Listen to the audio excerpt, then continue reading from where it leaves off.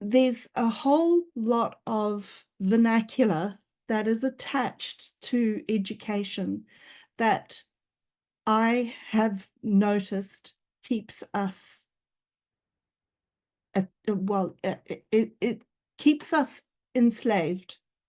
It doesn't free us. So I've been given alternatives to these words. So we'll go on and have a look and see.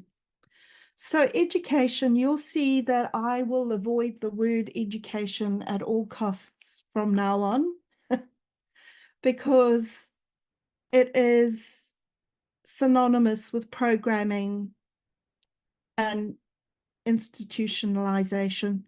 You know, we go to school to get educated, we go to university to get educated, whereas I believe that learning is lifelong, and it happens better out of the institutions than it does in the institutions.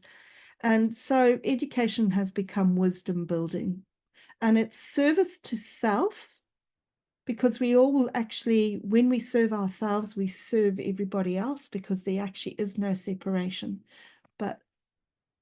and humanity.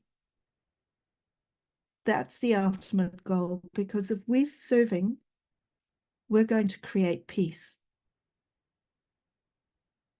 Service is synonymous with peace. Thanks, Mayor.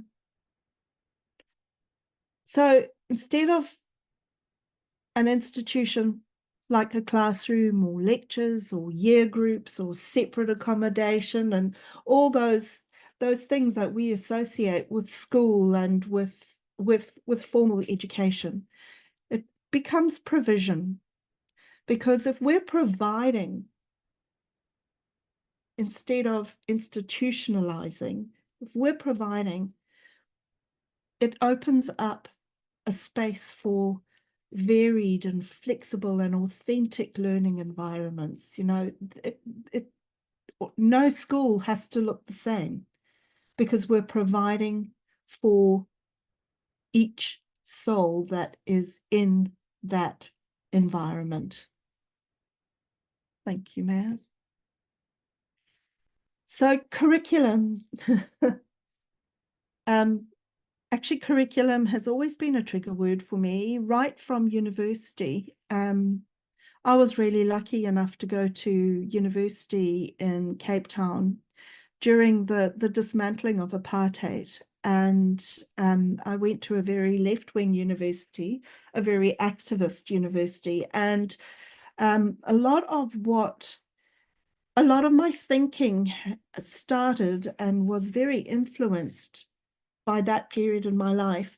And I remember them saying that all curriculums, any curriculum that is placed with a bias and with an intention, with an outcome. And it means that there has to be a large degree of compliance, and it's externally regulated, it's controlled, and it's narrative driven. There's a reason why it's there. There's a reason why we're teaching these children this, or these young people this, because we want to be able to control them. We want to be able to, and this sounds conspiratorial, but it is a thing. We want to enslave. So curriculum changes to framework. And a framework is realizing potential. It's building curiosity and creativity, and it's learner driven. It's not driven externally.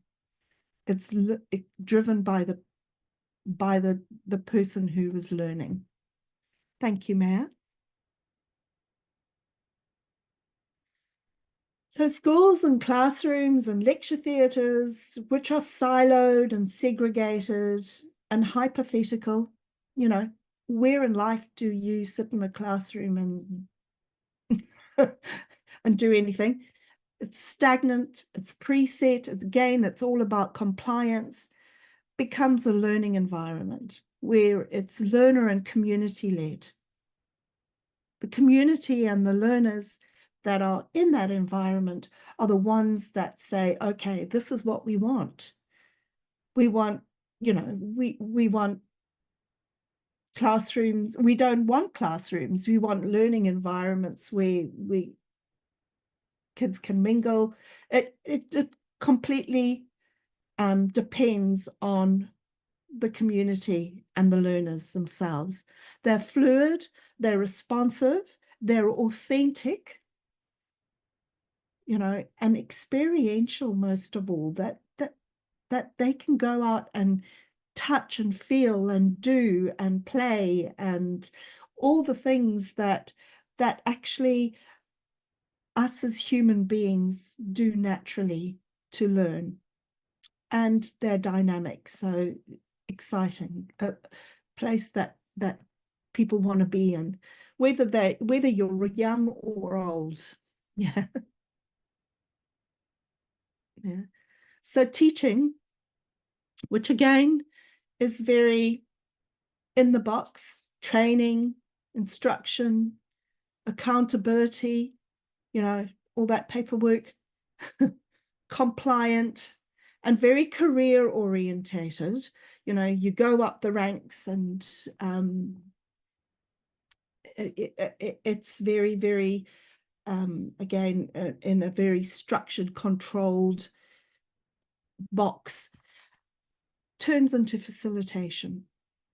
And so facilitation is about the Socratic method. Now, if you haven't heard of the Socratic method is where questions are posed and discussion is had, and even sometimes argument is had around solutions for that particular question. It's messy. It's something that you are required to participate in. And it is very much about critical thinking and about connection and communication, which we will talk about later on.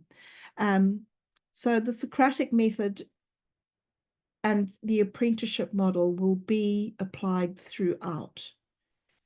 It's not about me as the teacher imparting knowledge to the empty vessel.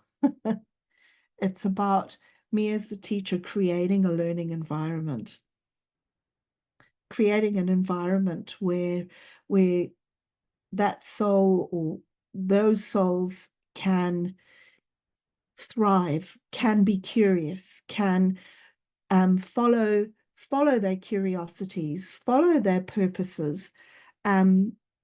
So it becomes really intuitive and service orientated rather than career orientated. Let's go to the next page.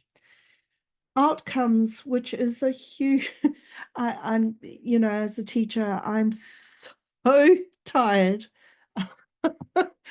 of hearing, what is the learning outcome? What are the outcomes of this?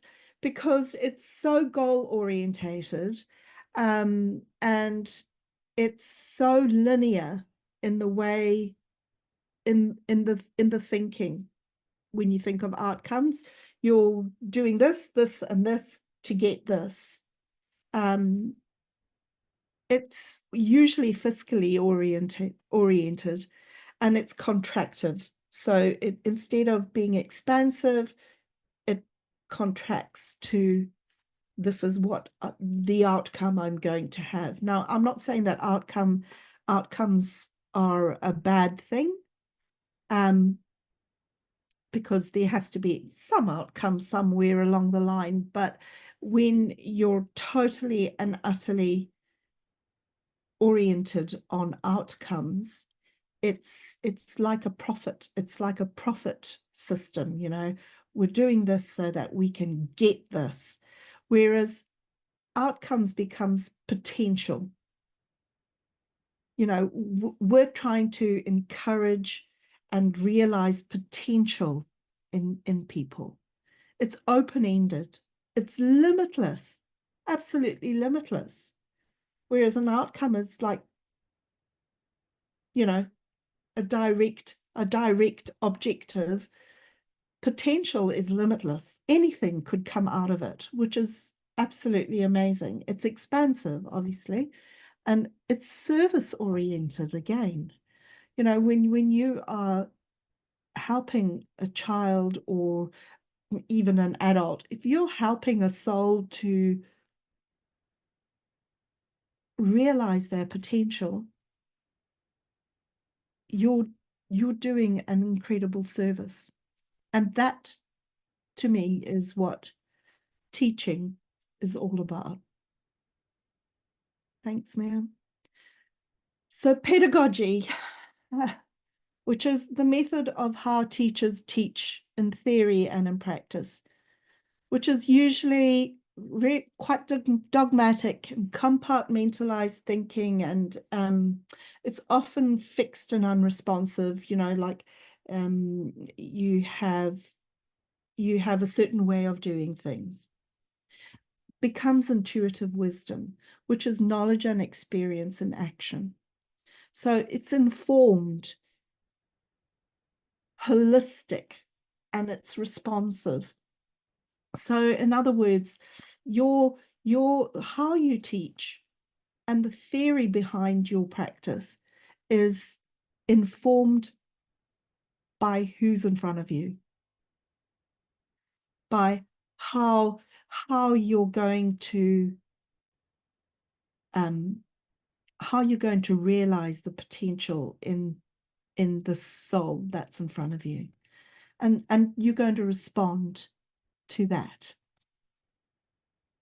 Thank you, Mayor.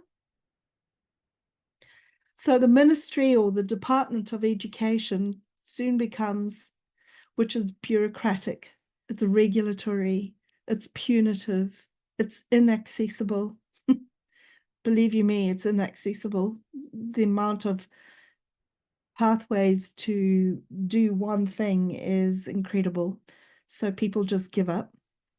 And it's very compliance focused, becomes the council. And the council is administrative and advisory, and it's open sourced. So they work with everyone, and you can access what you need when you need it, how you need it. And it's service focused again. This is all about service. You can see that it's the complete antithesis of the ministry idea, of the idea of controlling education. Okay, thank you. Now, any questions, anyone? Nothing? I must be I must have nailed these slides because nobody's got any questions. Okay. Certification and qualifications, which are standardized and test-based and academic and goal target orientated, becomes mastery, which is assessment based on competency. I don't know how many people I know have degrees up the yazoo and are absolutely useless in their field because they are all up here and nothing in here or through here. So mastery is about competency and about practical knowledge and practical abilities and progress and growth orientated, because you never ever stop learning, ever, in any profession. The minute you say you've stopped learning, you probably did. And actually, if you're like me, you don't stop learning then either. This is why we exist, you know, it's to learn. We're here to experience. So mastery is a much more authentic way of looking at growing in the world. Certification qualifications is it, just because I have a degree, be it an honors degree with distinctions or whatever it is, doesn't mean that I'm actually really good at what I'm qualified to do. Whereas if it's based on competency, you know that that person is ready to serve in the big bad world, so to speak. Thank you, Mayor. So equality and even equity. Equity is slightly different to equality. But equality, the idea of equality is that it's the same for everyone. One size fits all, the lowest common denominator, that's what you work from. You know, uh, teaching gets, they teach to the middle, so the top and the bottom fall away. um, and even equity is about, it's not so much one size fits all, because it's about giving people the things they need to become equal to other people. Does that make sense? um, becomes equanimity, which is about addressing the needs of the individual in the fairest way possible way, and it's about taking responsibility. It's not about accountability, it's about responsibility. Thank you, Mayor. So funding, which is difficult to access, is always competitive, most often inadequate. And because of the competitive nature of funding, there's so many wasted funds. I have shaken my head so many times when I've seen people get funding and completely waste it. It goes nowhere, or it goes into people's pockets, which is, it's all well and good, but if you've not given anything to receive that, it's corrupt. So it's open to corruption. So funding becomes provision. So it's needs and project based. It's collaborative. We all work solution oriented. Here's the problem. We need the money to be able to do this, this, and this. Well, perhaps we could all work together to take money from here and give it to that, um, or perhaps here's a better solution. So and it's completely transparent. If we can all work together to be able to serve each other and provide what we need, it's going to make life a lot easier. Applications and all that sort of thing. Georgie, you'll know all about applications for funding at the moment. There's no guarantee that you're going to be accepted either. But with provision, there will be a guarantee that somehow you'll work together to make sure that what is needed is provided.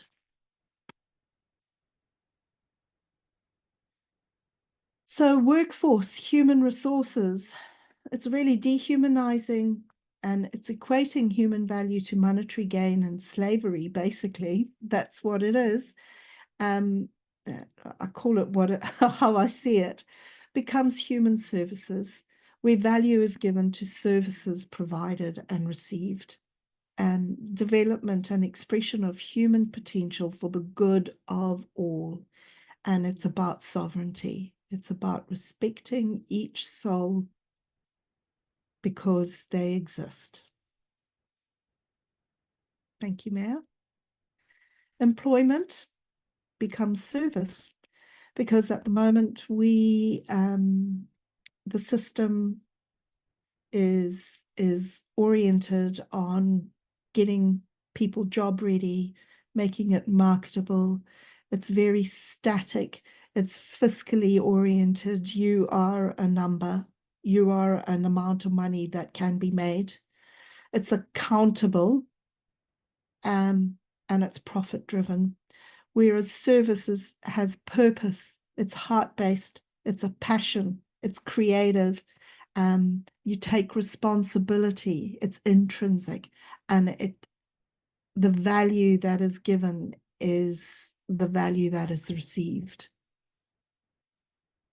Thank you, ma'am. So this is accountability. Accountability is extrinsic. It's often punitive, and it's dependent. You know, if you do this, then you'll get this. Or if you don't do this, then this will happen.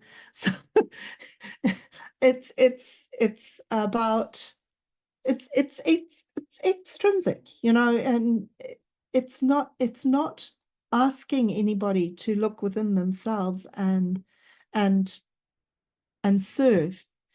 Responsibility is intrinsic. You take responsibility. Okay. Supportive, oh, sorry. It's supportive and it's independent. So it comes from you. Yeah, not from the